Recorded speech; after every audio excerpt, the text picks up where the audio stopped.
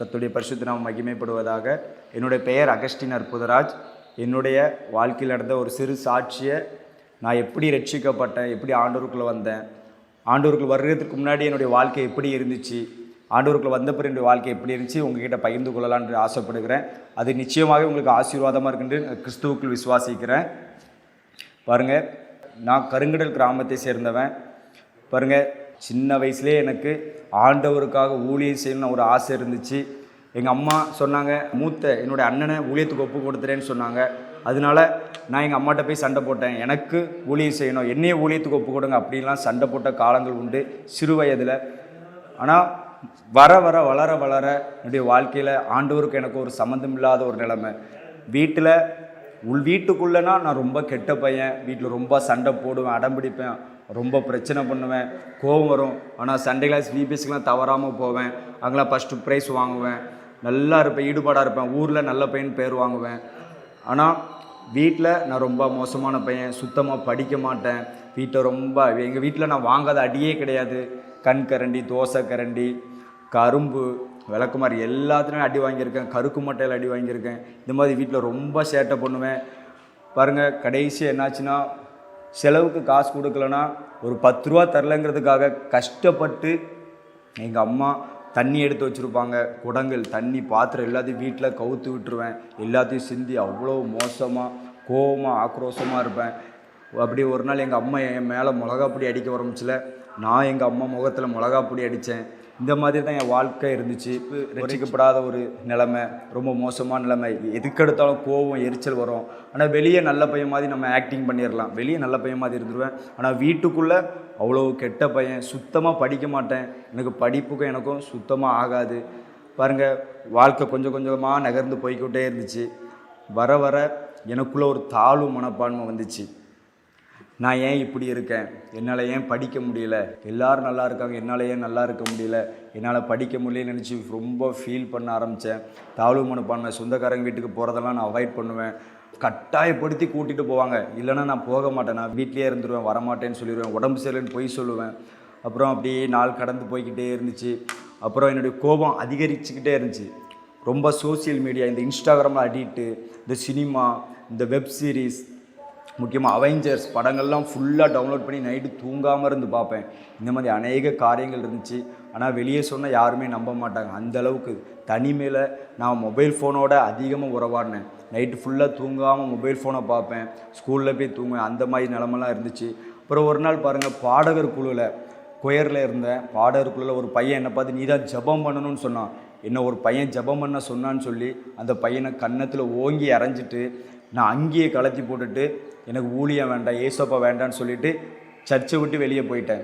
இந்த மாதிரிலாம் நான் ரொம்ப கோபத்தில் என்னால் எடுக்கக்கூடாத முடிவை, தேவையில்லாத முடிவெல்லாம் எடுத்திருக்கிறேன். அப்புறம் ஒரு பையனை கிண்டல் பண்ணான்னு சொல்லிவிட்டு அந்த பையன்கிட்ட சண்டை போடமிச்சில் கல்லால் அந்த பையன் மண்டையை அடிச்சிட்டேன். அந்த தம்பி மண்டையிலேருந்து ரத்தம், என் மேலெல்லாம் அந்த ரத்தம் பட்டுச்சு. இதே போல் இந்த பிசாசுக்கு அதிகமாக இடம் கொடுத்தேன். அதனால் எனக்கு கோபம், எரிச்சல் ரொம்ப அதிகமாக வரும். மொபைல் ஃபோனே பார்க்குறதுனால அநேக காரியங்களுக்கு அடிமையாக இருந்தேன். அநேக பாவ காரியங்கள் ரொம்ப யோசிப்பேன், தேவையில்லாமல் யோசிச்சுக்கிட்டே இருப்பேன். இப்போ யோசிக்கிறதுனால எனக்கு ஒரு மன அழுத்தம். நான் எதையாவது யோசிக்கிட்டே இருந்தனால என்னை நான் தனிமைப்படுத்தி என்னால் சுத்தமாக முடியலை. அந்த மாதிரி நிலமை. நான் சாகலான்ட்டுலாம் நினச்சிருக்கிறேன். தைரியமாக ஒருத்தங்கிட்ட என்னால் பேச முடியாது. ஏன்னா இப்போது சொந்தக்காரங்க வீட்டுக்கு போனாலும் என்ன படிக்க, என்ன மார்க்கு, நீ எப்படி வாழ்க்கையில் உருப்படுவ, இந்த மாதிரி தான் கொஸ்டின்ஸ் இருக்கும். அதனால் எனக்கு தைரியமாக யார்கிட்டையுமே பேச மாட்டேன். அதனால் என்னை முற்றிலுமாக தனிமைப்படுத்தினேன்.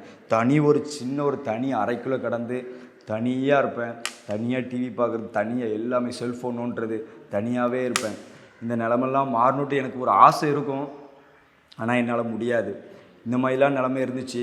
என்னுடைய வாழ்க்கை மாறினது பார்த்திங்கன்னா 2019 வருஷம் டிசம்பர் மாதம் ஒரு அண்ணன் ஒரு மெசேஜ் கொடுத்தாங்க. ரிச்சர்ட் டேவிட்சன்ட்டு ஒரு அண்ணன் எங்கள் சர்ச்சுக்கு வந்திருந்தாங்க. பிரசங்கம் பண்ணிட்டு இருக்குன்னு சொல்லி சொன்னாங்க, மொபைல் ஃபோன் உங்கள் கையில் இருக்கிற தட்டிக்கும் உங்களுக்கு உங்கள் வாழ்க்கையில் உண்மையான ரட்சிப்பு இருக்காது, நீங்கள் ஆண்டவருடைய பிள்ளைகளாக வாழ முடியாது, பரிசுத்தமாக வாழ முடியாது அப்படின்னு சொன்னாங்க.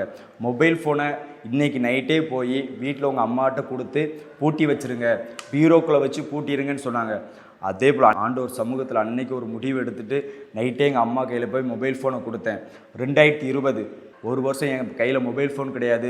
அந்த ஒரு வருஷம் பைபிளை தூக்க ஆரம்பித்தேன். அந்த 2020 தான் என்னுடைய ரட்சிக்கப்பட்ட அனுபவம். அந்த 2020 வேதத்தை 4 முறை வாசித்து முடிக்க ஆண்டவர் கிருபை கொடுத்தாரு. அப்புறம் அநேக பாடல்களை ஆண்டவருக்காக பாட ஆரம்பித்தேன். ஆண்டவரை துதிக்க ஆரம்பித்தேன். ஆண்டவர்கிட்ட செபிக்க ஆரம்பித்தேன்.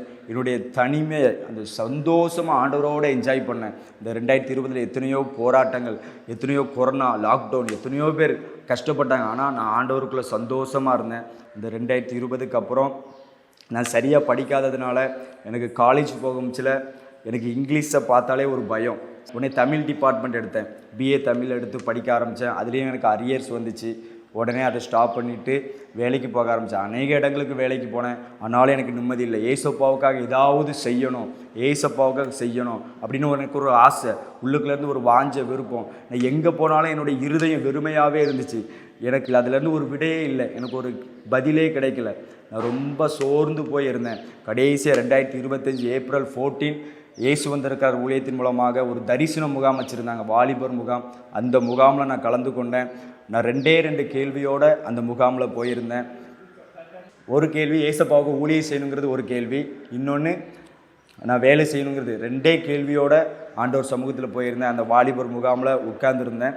பாருங்கள், அன்னைக்கு ஆவியானவர் எனக்கு உணர்த்தினது, உன் வாழ்க்கையை எனக்கு கொடு, எனக்காக நீ ஊழியம் செய்யணும். ஆண்டவர் என்னோடு பேசினார். என்கிட்ட பசுத்த ஆவியானவர் உணர்த்தினாங்க. அதற்கு கீழ்ப்படிஞ்சு அந்த வாலிபர் முகாமில் என் ஆவி, ஆத்மா, சரீரம் என்னை முழுசாக ஆண்டவருக்கு அர்ப்பணித்தேன், ஊழியத்துக்கு என்னை அர்ப்பணித்தேன். அந்த நாள்லேருந்து இன்றைக்கி வரைக்கும் நான் வேலைக்கு போகலை. ஆண்டவருக்காக ஊழியம் செய்யணும்னு முற்றிலுமாக என்னை அர்ப்பணிச்சிட்டேன். என் வாழ்க்கையில் இருந்த எல்லா வெறுமையும், என் இருதயத்தில் இருந்த எல்லா வெறுமையும் மாறிட்டு என்னுடைய இருதயத்தில் ஒரு சந்தோஷம் வந்துச்சு. அந்த வாலிபர் முகாமில் நான் வடித்த கண்ணீர் இன்றைக்கு வரைக்கும் அந்த சந்தோஷத்தை நான் அனுபவிச்சுட்டு இருக்கேன். அந்த வாலிபர் முகாமை தொடர்ந்து இயேசு வந்திருக்கிற ஊழியத்தின் மூலமாக ஆரம்பிக்கப்பட்ட அந்த ஊழிய பயிற்சி கூடுகை 3 வருஷ ஊழிய பயிற்சியில் முழு நேரமாக முதல் மாணவனாக நான் கலந்து கொண்டேன். இப்பொழுதும் ஆண்டவர் என்னை அநேக இடங்களில் ஊழியத்தில் பயன்படுத்தி கொண்டிருக்கிறார். எனக்கு ஆண்டவர் பயிற்சி கொடுத்துட்டு இருக்கிறார். கர்த்தருடைய நாமம் மகிமைப்படுவதாக. எனக்காகவும் இயேசு வந்திருக்கிறார் ஊழியங்களுக்காகவும் யாவரும் ஜெபித்து கொள்ளுங்கள். God bless you. கர்த்தருக்கே மகிமை உண்டாவதாக.